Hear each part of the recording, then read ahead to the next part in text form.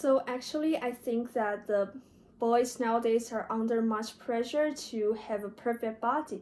But before starting, Max, I have a question about the definition of the phrase a perfect body.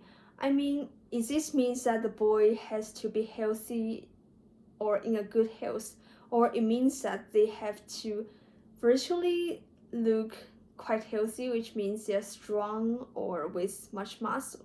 So that's what I'm confused about. But actually, I think in both cases, the answer to this question is still that the boys, they're under much pressure to have a perfect body. So I think this problem or this phenomenon actually derived from a stereotype that the boys are supposed to be healthy or strong enough to support their family members. And I think it's because in the ancient world, most of the people during that period was peasants. So, which means they had to do a lot of physical work like cultivating or growing some crops. So all of them are physical works and require the man to be strong and healthy. So if a man he was not strong enough to grow crops, maybe his whole family members will encounter starvation, which was quite terrible but common in the ancient world.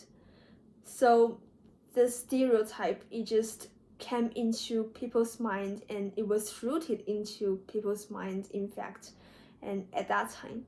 So even though nowadays in the modern society, the men they have more opportunities to work.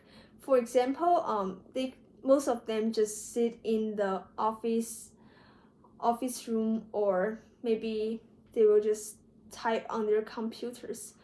But because the stereotype that it's rooted into people's mind, the men who look more healthier or who are stronger are more likely to be admired by people or trusted by people, because people think that this man achieve they can better achieve the work or better accomplish some achievements. So because of that, the men they have pressure because they looks not so healthy or strong, they might be regarded to be unsuccessful.